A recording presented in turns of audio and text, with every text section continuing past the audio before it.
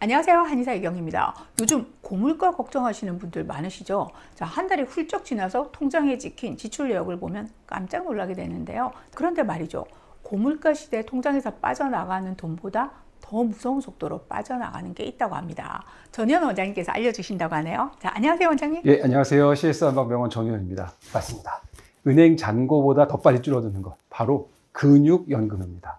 사람은 근육이 빠지면서 늙죠. 그리고 이건 단순히 기운이 좀 없는 그런 문제가 아니라 삶의 질이 벼랑 끝으로 내몰리는 신호라고 볼 수 있습니다. 네. 지난 영상에서 50세 이후부터 근감수 속도가 아주 빨라져서 거의 KTX급이라고 미리미리 예방해야 된다고 알려드렸죠. 하지만 저도 알고 있습니다.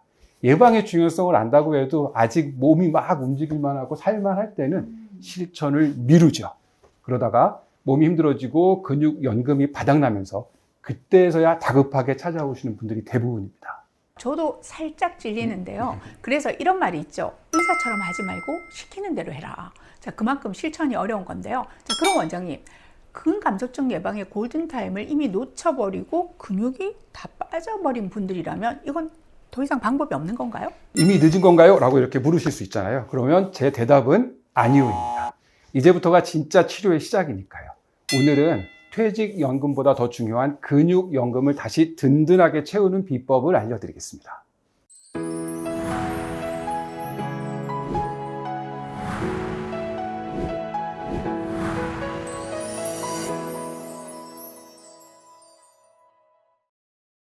얼마 전 제 진료실에 60대 초반 여성분이 찾아오셨어요. 네. 혼자 걷지 못해서 휠체어 타고 오셨고요. 여기저기 다 아프다, 기운도 없다, 먹지도 못하고 식욕도 없고 아무것도 하기 싫으니까 어떻게 좀 해달라 이렇게 호소를 하신 분이셨습니다. 환자분을 살펴보니 종아리는 진짜 나뭇가지처럼 가늘어져 있고 네. 최근에 체중이 당연히 많이 빠진 상태였고 악력 중요한데요. 컵 하나 쥐기 힘들 정도로 떨어져 있는 상태였습니다.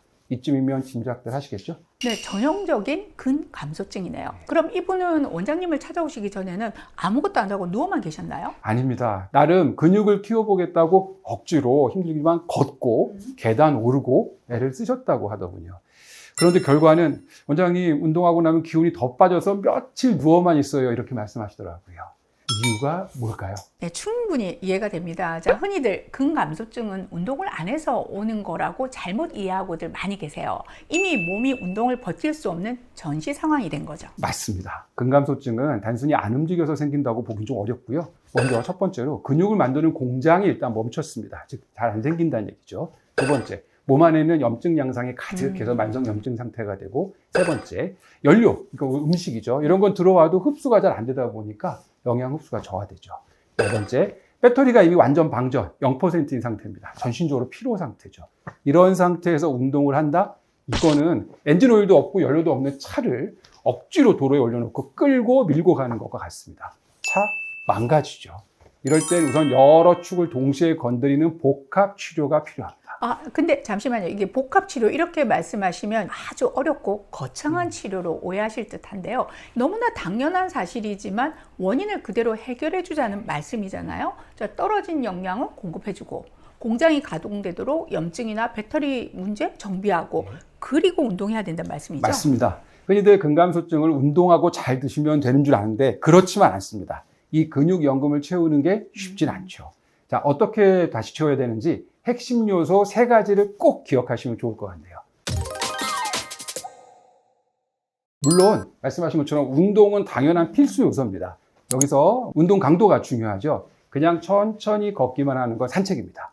근육에는 적당한 강도와 스트레스가 필요한데요. 스쿼트, 런지, 브릿지, 의자에서 일어났다 앉기 등등 딱 했을 때 좀 뻐근하다, 묵직하다, 힘들다 이런 느낌이 와야 됩니다. 그 느낌이 와야 근육세포가 잠에서 깨어나니까요. 두 번째로는 근육을 만들기 위한 공사자재, 즉 단백질이 공급되어야 합니다. 네. 하루에 체중 1kg당 약 1에서 1.2g. 그러니까 체중이 60kg이신 분들은 단백질 한 60에서 70g. 꽤 많은 양입니다. 네. 이게 필요합니다. 그런데 원장님, 그 근감소증 환자분들의 고질적인 문제가 뭘까요? 네, 아무래도 식욕이 없다는 거죠. 자, 먹고 싶어도 못 먹어내는 건데요. 재료가 안 들어가니까 공사도 못 하게 되는 거고요. 자, 그럼 이제 이런 신체적 문제를 해결해 줄 전문적인 치료 방법 얘기도 해봐야 될 것 예, 같습니다. 그게 바로 제가 말씀드리고 싶은 세 번째 필수 요소입니다.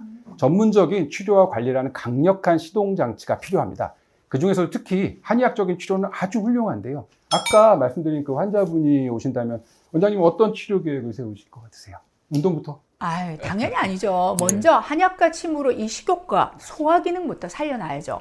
한약에서 말하는 비어, 이거는 이제 소화기 약화를 말하거든요. 그리고 기어, 에너지 고갈 상태인데요. 이걸 먼저 해결해야 외부로부터 단백질이 들어오든 다른 영양소가 들어오든 공급받을 수가 있는 거죠. 그리고 그 다음에 에너지가 생겨야 근육 생성도 시작되는 거니까요. 맞습니다. 저도 같은데요. 제가 바로 환자분께 시행한 치료 매뉴얼 그대로 말씀해 주셨네요.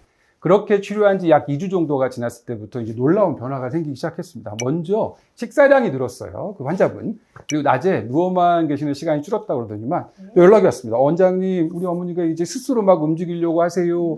이게 핵심입니다. 억지로 하는 게 아니라 몸에 기운이 차오르고 그러다 보면 스스로 움직이게 되는 것이죠. 물론 그렇다고 근육이 저절로 늘지 않습니다. 이제부터 근력 운동을 한 기초가 만들어졌으니까 열심히 운동하셔야죠. 네. 단, 운동과 한약, 침치료는 정말 일정 기간 동안 꾸준히 함께 지속하는 것이 좋습니다. 근감소증은 최소 3개월 이상 꾸준히 치료하는 것이 아주 꼭 필요한데요. 운동을 시작하면 에너지는 더 필요해지고 안 하던 운동을 하시다 보면 어떻게 될까요? 아프죠. 여기저기 아프죠. 필요할 경우에는 저희 전침치료 이런 걸 병행하면 근육에 직접적인 자극을 주고 혈류를 개선해서 신경을 활성화하게 됩니다. 환자분도 3개월 뒤엔 혼자 계단 오르고 외출이 즐거워지셨고 삶의 질이 매우 좋아지신 거죠. 단순히 근육량만 늘어난 게 아니라 무너졌던 삶의 의욕이 회복된 거라고 볼 수 있습니다. 마지막으로 정리해보자면 첫 번째, 먼저 비위 기능을 강화해서 식사량 늘리기. 두 번째는요, 특히 근육을 만들 재료를 위해서 단백질 제대로 섭취하기. 자, 세 번째입니다. 이제 재료가 들어왔으니까 공사 시작해야죠. 운동을 시작하는 것, 특히 근력 운동을 빼먹지 말아야 한다고 말씀 주셨습니다. 자, 이때 운동의 강도 중요하죠. 전번 영상 참고해 주시면 좋겠습니다. 이 세 가지 중에 한 가지도 빠뜨리지 않는 것이 중요합니다. 이미 늦었다고 생각하는 지금이 인생에서 가장 빠른 때죠. 여러분의 건강한 노후가 단단히 준비되기를 바라면서 저희는 다음 이 시간에 돌아오겠습니다. 감사합니다.